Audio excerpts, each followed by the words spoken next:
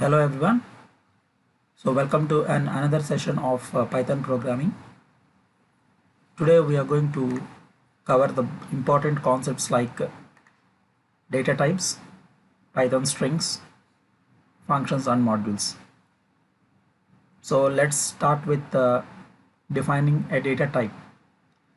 Data type is a very important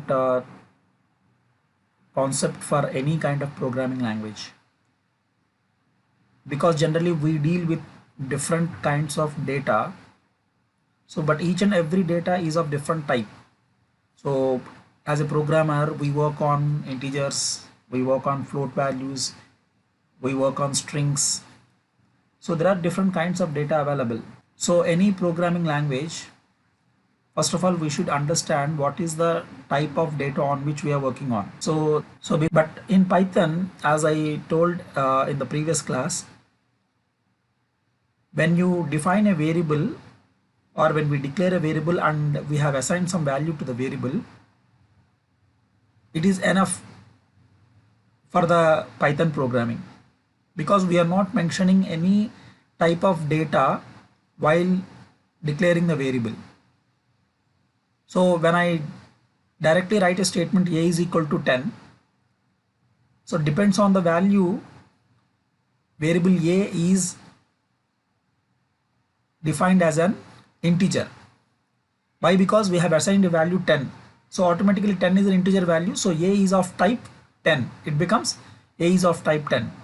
Similarly, when I have taken a is equal to 10.0, since value is a float value, so the type of a becomes obviously float. So that is the beauty of a Python programming, where we cannot have to declare the type of a variable. So it directly takes the type on which the value we are storing in that variable. Suppose I have taken a variable, some f is equal to good morning. So I am assigning a good morning statement or a good morning word to a variable f. Obviously this f is become a string type.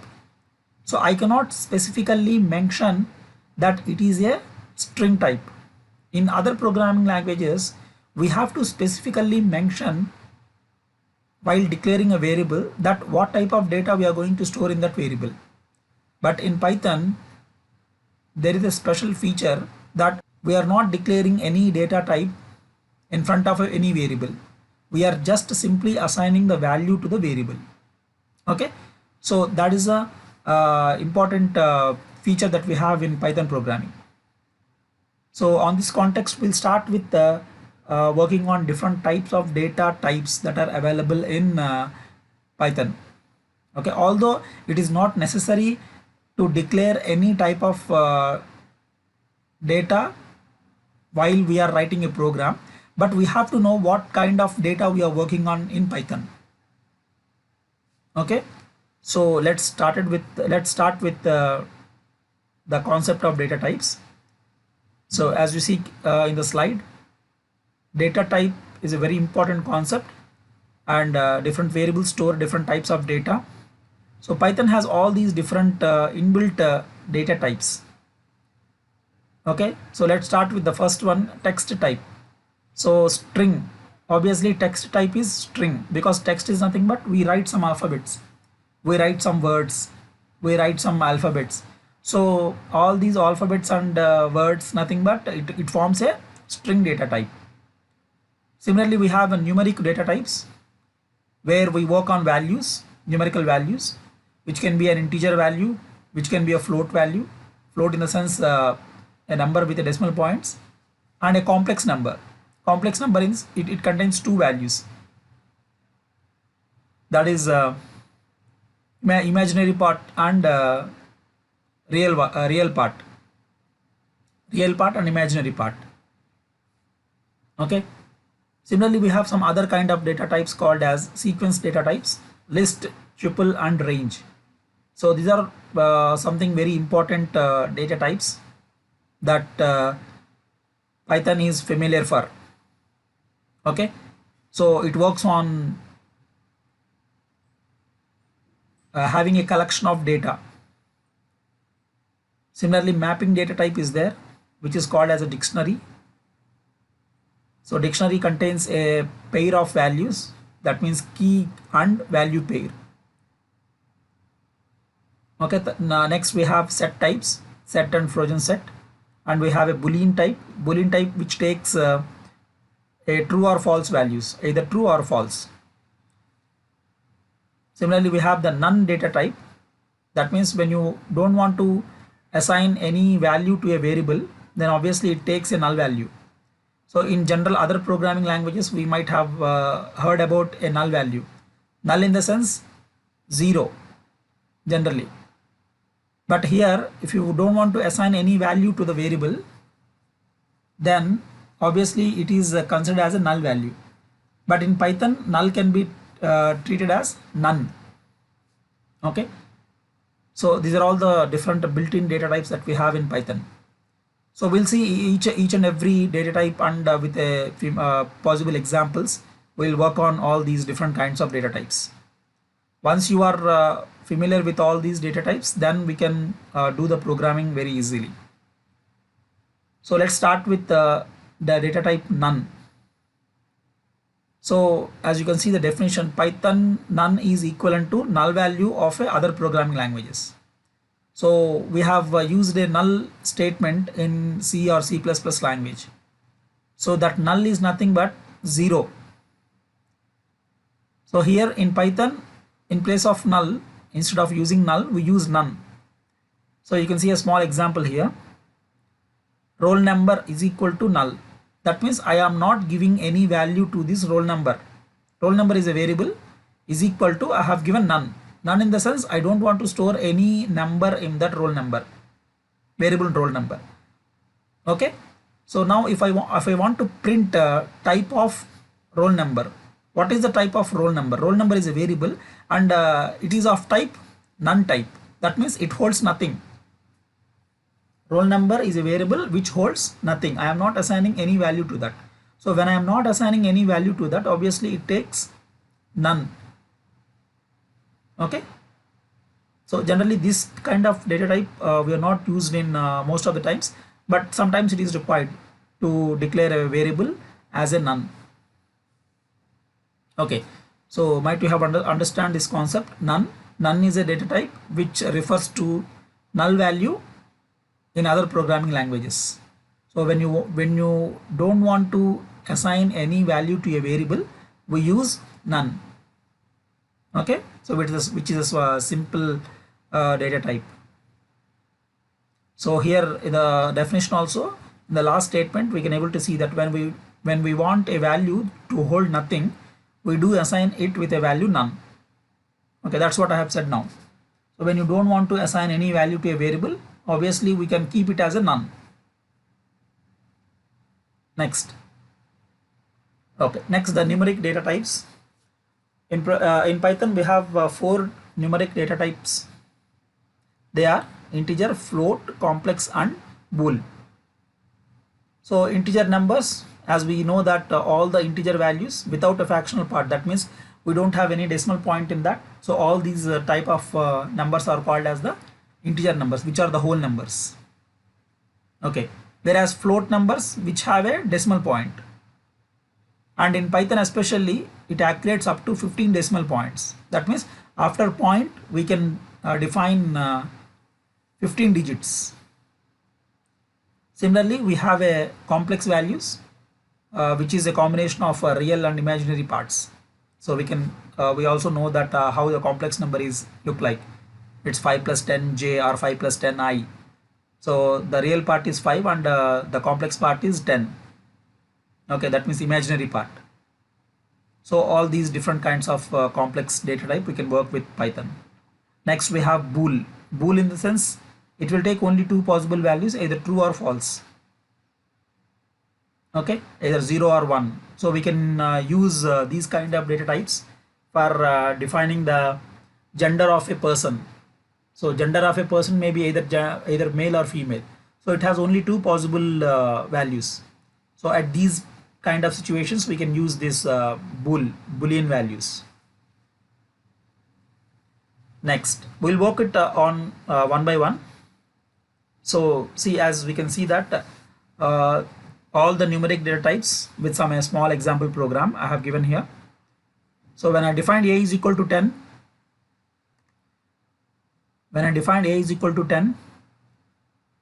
and if I want to print what is the type of that a variable, and similarly a is equal to 10.5, now I want to print what is the type of a. So like that, I have given some values for a, and I want to know what is the type of data that I am holding in variable a. So you can see the output here. In the first variable a is equal to 10, the value 10 is of type what? Class int. That means integer value. So as I told you in the Python, based on the value itself, the type of the variable is defined. Similarly here, 10.5 is a float value, so obviously we'll get the answer as the value is 10.5 and it is of type class float. Okay. Similarly, the other thing, complex number, which is 100 plus 5j, it is of type complex. And the last one is the value is false. I have given a is equal to false. I can give true also here. So a is equal to true or a is equal to false. So based on this false, so false is a Boolean value. So the type of a is Boolean. So it belongs to a class bool. Okay. So hope you understood this. So this is an example, small example, which illustrates what are the different types of variables and how these variables can be defined. Okay, no need to give any data type in front of any variable. Once again, I am telling you that no need to give any data type in front of any variable. Based on the value itself, automatically the interpreter understands that variable is of what type. Suppose if I given a is equal to some 25.23. So 25.23 is obviously a float number. So based on the float value, the variable of that the variable in which that float value is stored, it can be defined as a float value. Okay. The next one is sequence data types. These are very important data types that we can work with, especially in Python. So generally sequence is nothing but what? It's an order collection of items. Like it is a collection of items. It may be a collection of integers, it may be a collection of floats, or it can be a combination of both integers and floats. Okay, in C or C++, we heard a concept of arrays. Array is nothing but what? Array is a collection of integers. Okay. No, it is not. Array is a collection of, we can say array is a collection of similar data types. Okay, array is a collection of similar data types. I can store a similar integers, or I can store all the float values like that. Okay, but sequences are some different types. It is a collection of different items, maybe different or maybe the same items. Okay, so you can store all the integers or a mix of integers, floats and strings like that. Okay, so sequence is somewhat different than the concept of arrays. It is a collection of different data types, or it may be a collection of similar data types. Okay, and something he has given here in this definition, that it is a combination of mutable and immutable data types. What is mutable is? Mutable is thing is whose value can be changed. That means I have taken a value, some value in an array or in a collection. I want to change that value. I have taken a value 10. I want to do some manipulation on that, and I want to change that value. I am adding some other number to that 10. Suppose I am adding 2 to that 10. Then it becomes 12. That means what? I am changing the value. I have taken a value in the collection and then I am changing it to some other number. Those kind of values are called as the mutable values. Mutable values in the sense whose values can be changed. Immutable is nothing but whose values cannot be changed. Okay, so once you define that variable or a value, that value cannot be changed, it is fixed. Okay, so it is called as an immutable value. So sequence data types, we have three kinds of sequence data types, which are strings, list, and tuples. Okay, so first we work on strings. Okay, see, so what is a string generally? String is a collection of characters, or it is a sequence of characters. Okay, and it can be declared in Python by using double quotations. And one more important thing you need to observe here is a string can be enclosed in between single quotations or double quotations. Either of them, both are true. We can do in both ways. I can store a string in double quotations, or I can store a string in single quotations. But whereas in other programming languages, double quotations are exclusively used for storing strings, whereas single quotations are exclusively used to store integers. Sorry, characters.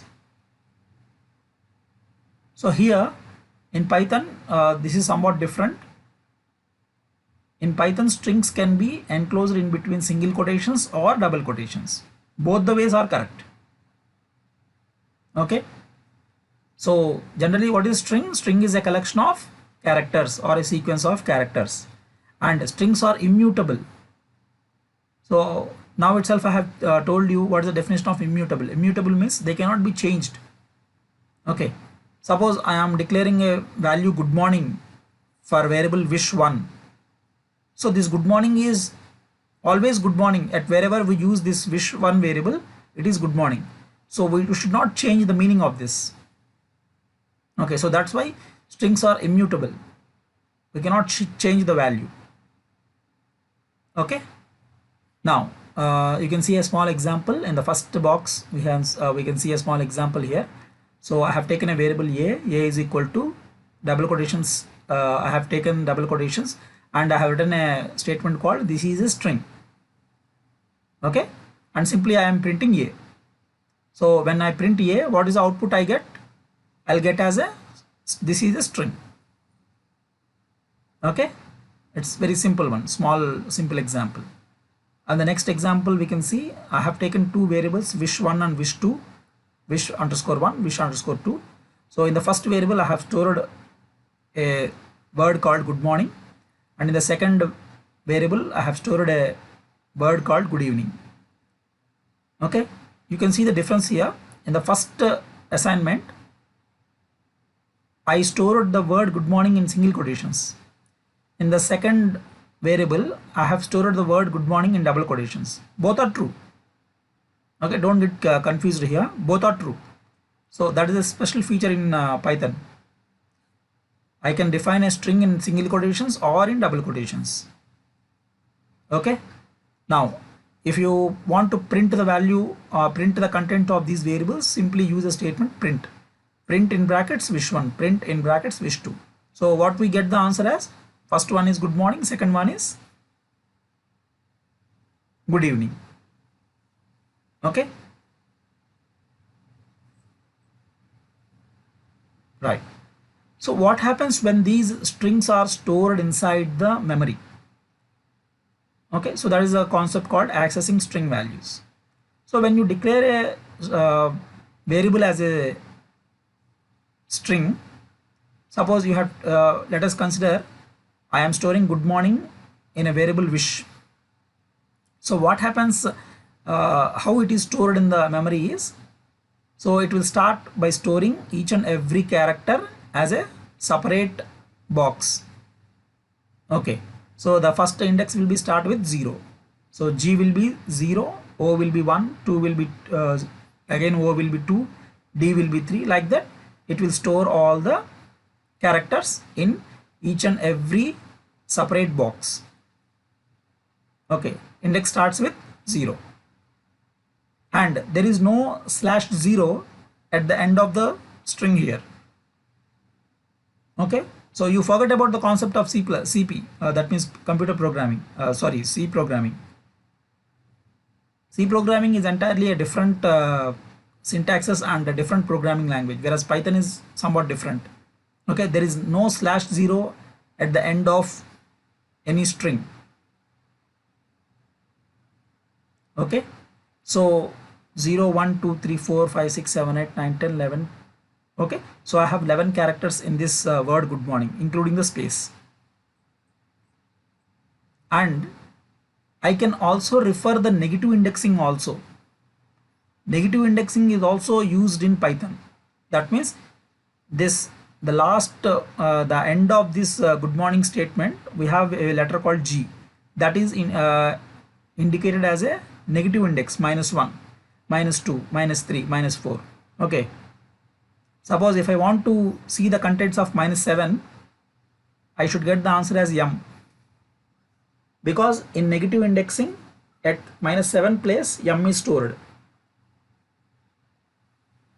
Okay, so negative indexing also can be used with string values. You try to remember this thing. Okay, negative indexing also can be used, but negative indexing will not start with 0.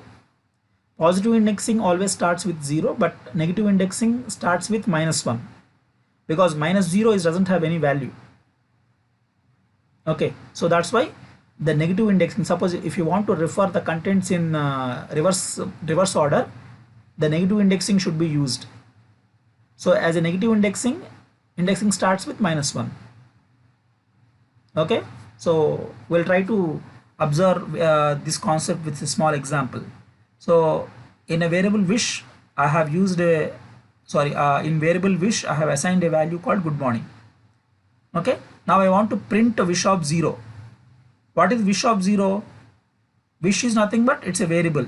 Wish of 0 means nothing but at 0th index, what is the letter it stored? Capital G. So we'll get the output as capital G. Okay, hope you understood this. Next, so on the left hand side you can see a small another example. Again, in a variable wish I am storing a word called good morning. Now I want to print wish of -2. What is wish of -2? Here it has used negative indexing. So now go back to this memory allocation. At -2 index, what is the value stored? N. So in output I should get the answer as N. Okay, hope you understood the importance of negative indexing. Next, okay, so here we have used some other different kind of a print statement here. See, we have taken a variable wish, and in that variable I am storing good morning statement. Then print wish of 2:8. So I have given a value called 2:8. In square brackets I have defined a value 2:8. 2:8 is nothing but accessing specified substring. That means I want to get the substring which starts from index 2 and ends with index 8. Okay, so let's go back to this memory allocation and see what is the index of 2. Nothing but O. And what is the index of 8? It is N. So in between 2 and N, what all the values we are stored? So I should get the answer as in between 2 to 8. From index 2 to index 8, what all the values that are stored in between. Okay, so that is the answer I should get. So you can see that this is the index 2. At index 2 we have stored O, and index 3 I want to get the substring from 2 to 8. Okay, so let's start with 2. At the second location I have O, third location D, fourth location empty, that means space, fifth location M, sixth location O, seventh location R, and eighth location N. But I should not take this eighth location value. Okay, 2 to 8 in the sense that means index from 2 to 8, I'll get the values from 2 to 7. It is always n-1 locations.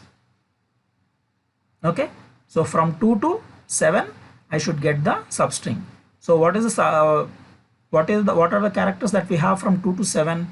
O D space M O R. So we'll get the answer as like this. So from location 2 to location 8, what all the different characters that are available in between these indexes, I should get the print of that. Okay, so from index 2, I'll start with index 2. I'll take the first letter as O, then I go with the next character D, then again space, then again M O R. That's it. I should not consider this 8th one. Okay, so try to remember this point here. When it refers to 2 to 8, it means from location 2 to 7. That means n-1 locations. So you'll get the answer as OD space MOR. Now you can guess something like I want to print from 4 to 11. I want to print the substring from index 4 to 11. So obviously from the location 4 to the location 11. 11 in the sense I should consider only up to 10. So I'll get the answer as space MORNIN. Okay, hope you understood this. That is the first one. So you'll get the answer as ODMOR. Next, print wish. In brackets, I have given the index as first index. I am not mentioning any first index. I am directly mentioning the last index. Okay, so when these kind of statements occur, so you can see comments here. The default starting index is 0. The default starting index is 0. That means 0 to 8. So when we have written a statement like this, wish of colon 8, that means I am not specifying the first index. So obviously the first index will start with 0. 0 to 8. Nothing but n minus, we have to take n-1. That means 0 to 7. Okay. So again go back to the allocation and we can see from 0 to 7 what are the values that we have. 0 contains G, 1 contains O, 2 contains O, 3 contains D, like that. So good space MOR. Okay, till 7. Okay, so good space MOR. That is the answer I should get. So you can see here, good space MOR. Okay, similarly, print wish of 2 is to, I am not giving the last index. I am giving the first index but not giving the last index. So obviously when I am not giving the last index, it will take by default the ending index will be taken. What is the ending index? 11. 11 is the last index for this. Okay, so from 2 to 11 it will print all the values from 2 to 11. Okay, so from 2 in the sense, in second location I have 0, O, and in the third location D, fourth location space, like that. I should consider the last index 11. But here the point you need to remember is when I am referring the last index, by default last index is minus 11. So it will 11. It will take the entire contents from 2 to 11. Okay, 2 to 11. So from 2 to 11. So you'll get the answer as OD space MORNING. It contains the total values. Okay, so hope you understood this, accessing the string values. So strings values can be accessed with the index. So positive index starts with 0 and negative index starts with -1.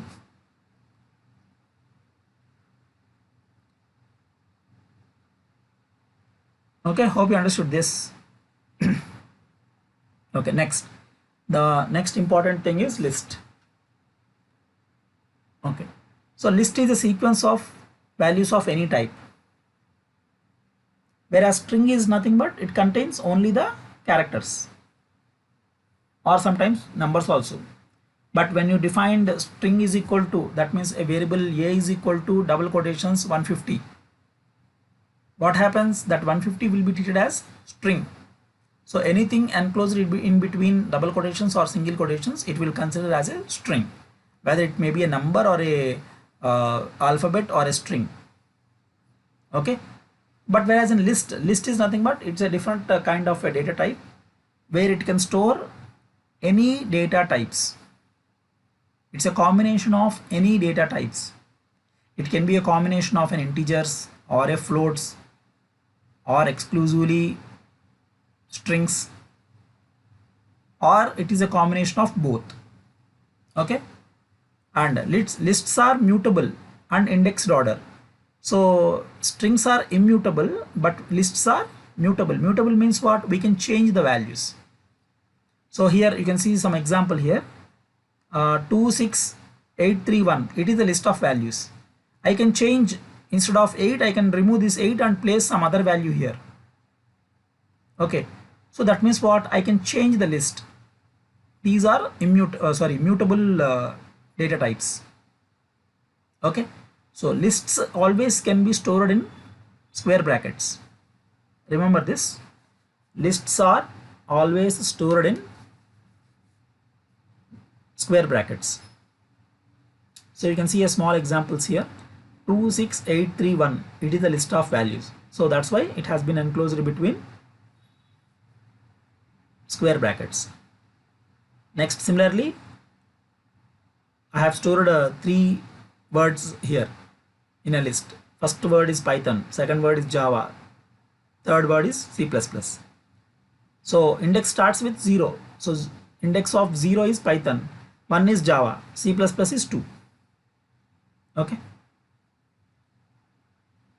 So what is a list? List is a sequence of values, but this sequence can be similar values or it's a collection of different values. Okay, but always we need to write list as in a square brackets. So you can see the syntax here. I should write the variable name first.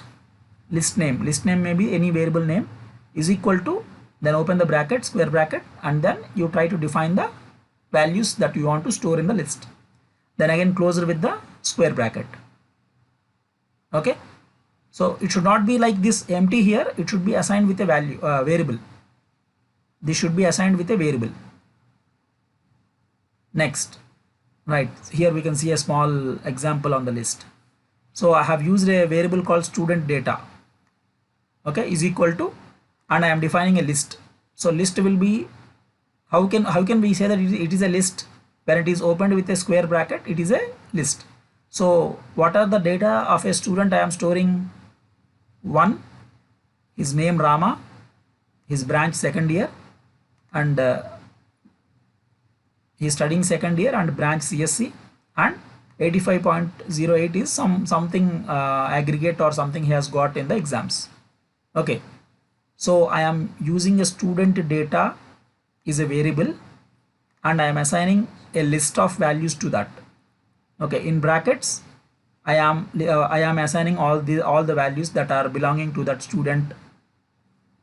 Okay, so 1 is his roll number, Rama is his name, second year what the branch in which year he is studying, and next one is branch, and he got the aggregate as 85.080. Okay, so it is called as a list. So this is how the list can be used. So it is very simple to define any kind of data values in Python, but whereas in the same concept can be applied in C or C++, we have to do so much of code, like we have to use structures concept. Okay, so if you want to store a data values of different types, we need to use structures in C language, but it is very simple in Python. Just giving the variable name, then using an assignment operator is equal to, then open the square bracket, then you can assign any number of values belonging to that student, his name, roll number, studying branch. Okay, then aggregate or any kind of data we can store like this. If at all it is a string, then enclosed in single quotations or double quotations. If at all it is a value, you just give the value. Okay, that you need to remember. Okay, names will be given as a single quotation, that means strings can be always enclosed in either single quotations or double quotations. The remaining numerical values can be given as it is. Okay, so when I want to print student data, what the output I'll get, I'll directly get the output as what are the variables that are assigning to this student data. Okay, so that this entire list of values, right? So that is very simple in Python. Okay, so no need to give no need to write any lengthy code like in C or C++. Just a single statement can hold multiple number of values. Okay, now so this is the list. We got an idea how the list is created. So this is the way how the list is created. Then we can do so many things on the list. That means like already we have some list of values like this. I want to add some more data to this list. I want to add some other field, other data to this list. Okay, how can we do that? It can be done with the help of some functions. Okay, so on list we can apply so many different kind of functions like append, insert and extend. Okay, all the different kind of functions are there in Python. So these functions can be used to add some more elements to the list, or suppose if we want to delete any value from that list, then again we have a separate function for this, pop or remove. Okay, so it is as simple as that. No need to write any lengthy code like in other languages. It's very simple, like using some small functions we can add the data, we can delete the data like this. Okay, so let's move on to the concept of how can we add the contents to the list. So the concept is adding elements to a list. So adding elements can be done with three ways: using append function, using insert function, using extend function. So let's see how these functions are different from each other. See, all the three functions will do the same thing, nothing but adding elements to the list. We can add some elements to the list, but how it is different is, first one, append in the sense it can only add one element at a time. I can only add one element to the list by using append method. Okay, multiple elements will not be appended. If you want to use the multiple elements, then you should write a for loop or while loop. Okay, so append method is used to add the single elements to the list, whereas insert method is there. Insert method is a very useful thing. That means when you want to insert a value at your desired position. Okay, so I'll give you the difference between append and insert. Suppose append always adds the value at the end of the list. Append always adds the value at the end of the list, whereas insert function, I can insert anywhere in the list. Suppose I want to insert some Krishna, the word Krishna, in between Rama and second year. So I can do that. Okay, I can do with the help of insert function, not with the append function. What happens with the append function is, append function will always add the elements at the end of the list. Okay, but whereas in insert function, I can add at my desired position. I can add after Rama, I can add after second year. Okay, so at any position I can insert the values.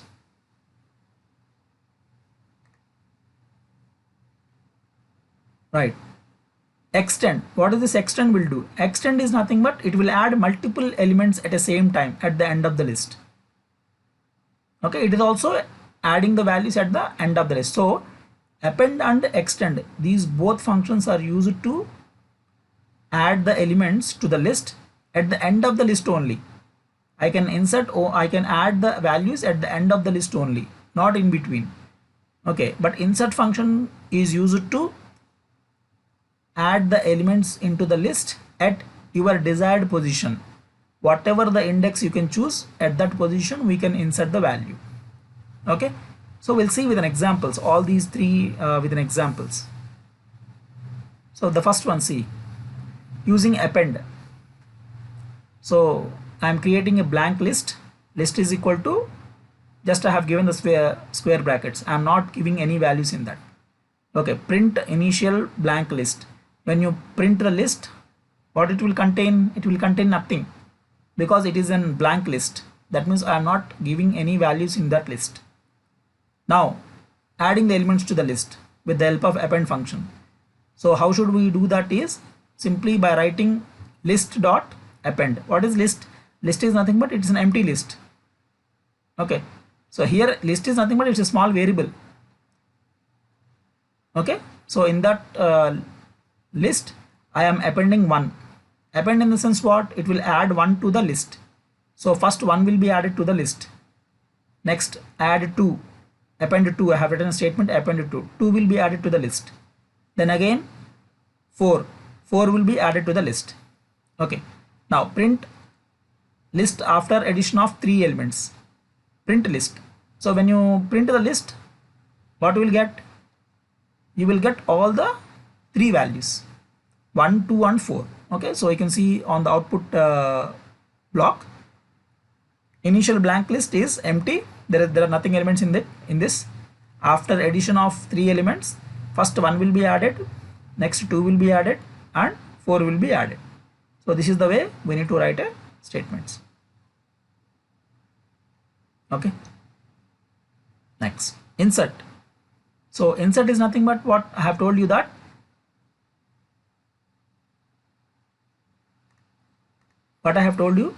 insert is nothing but it will insert the values at whatever the position we require. Okay, so let's start with creating a list. Okay, so list is equal to square brackets 1 2 3 4. So by this statement a list is created with the initial values as 1 2 3 4. So initially the list contains a values 1 2 3 4. Okay, now this is when you start with when you want to give any comments in the program, so we should write with hash. So this you have to know. Already I told you in the previous classes. So this is the hash. Hash is nothing but we want to comment in the program. When you want to comment in the program, we should use this hash. Okay, so okay, next thing, list dot insert. Now I want to insert from index 3. I want to insert a value 12 at index 3. I want to insert a value 12 at index 3. Okay, now the second insertion is list dot insert 0 comma hello. I want to insert 0, that means the first index. At index 0 I want to insert a value hello. Okay, so list dot insert 3 comma 12, it means I am inserting a value 12 at the index position 3. Okay, and similarly I want to insert a string hello at the index position 0. So that is what the general meaning of this. So insert contains 2 parameters. Insert contains 2 parameters. So as you see in the definition, the first one is called position and the second one is value. So in the first parameter I should mention the position where that value should be inserted, and in the value I should give the value what the value I should insert in between the list. Okay, so list dot insert 3 comma 12. That means generally the index of the list start with 0. So 0 1 2 3. Okay, so after 4 I should get the result. Okay, so here I have wrongly taken the output, so I should get the answer like this. So always sorry. Okay, so after doing these 2 insertions in the list, at the index 0 hello will be inserted, and after inserting hello, so the first index will become 0, second index 1, third index 2, fourth index 3. Okay, so this is 0th index, first index, second index, third index. Okay, so at third index I am inserting 12. That means after 3 I am inserting a value 12. Then at last we have a 4. Okay, so after doing these two insertions, my final list will become the first index contains hello. That means at the 0th index hello. Next one is 1, 2, 3. After 3 I am inserting 12. Okay, again the last index I have is 4. So this is how we can insert the values.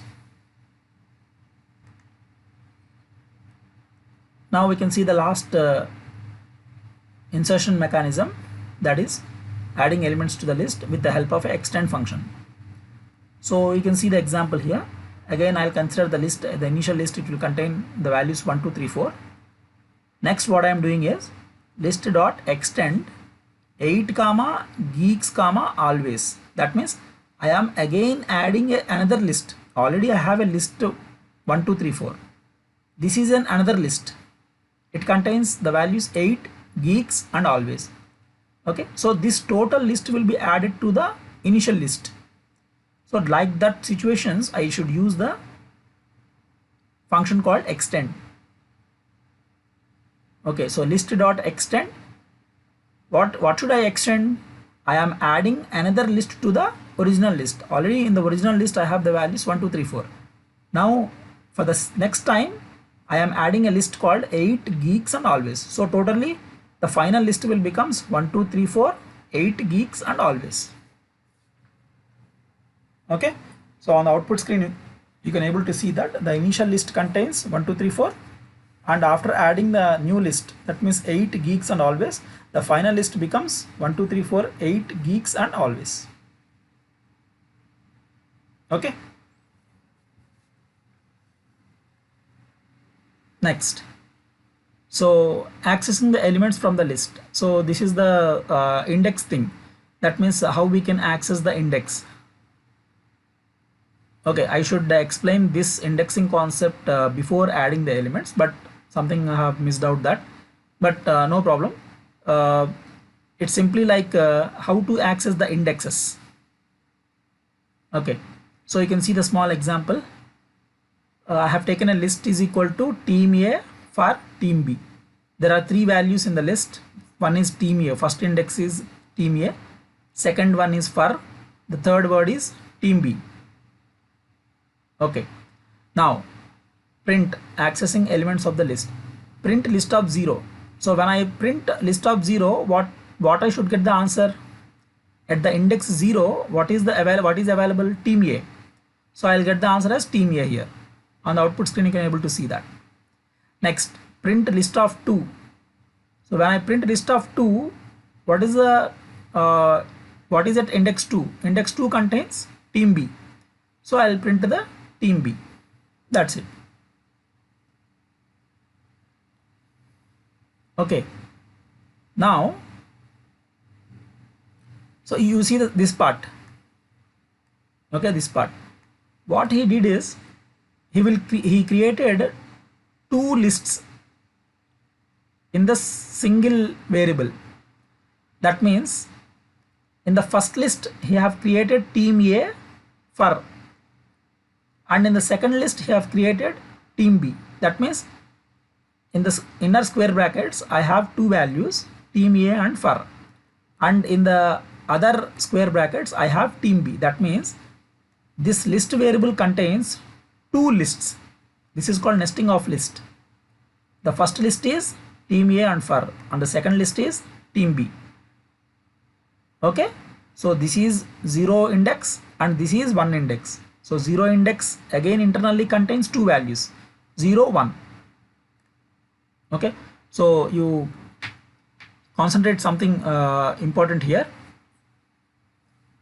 This is the first list whose index is 0, and this is the second list whose index is 1, and in the first list itself I have 2 values here. So the internal value is index at 0 at index 0, and the next value is at index 1.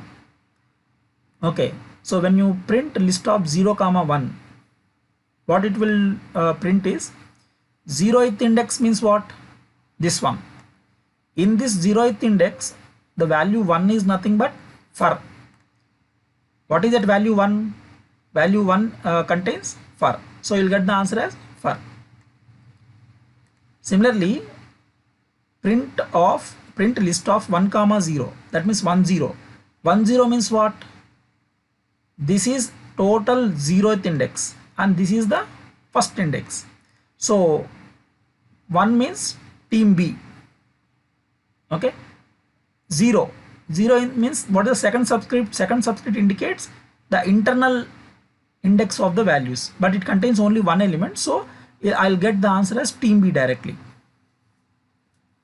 Okay, so somewhat tricky here, creating nested list. So here the first subscript indicates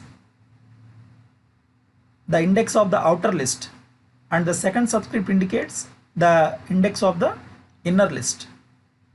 Okay. Next, negative indexing. So as we already know with strings, so negative index always starts with -1. In any concept of strings, list and tuples, the negative indexing will always starts with -1. Okay, so let's see with an example. The example contains the list of values 1 comma 2 comma geeks comma 4 comma fur comma 6 and geeks. So when you want to print a list of -3, what is list of -3? Negative index -1. Okay, negative index starts with -1. So -1 is geeks. So you'll get the answer as geeks. And what is at -3? This is if geeks is -1, 6 is -2, fur is -3. Okay, so when you print a list of -3, you will get the answer as fur. Okay, so hope you understood all these concepts. So we'll end the session here and the remaining concepts will be covered in the next session. Thank you.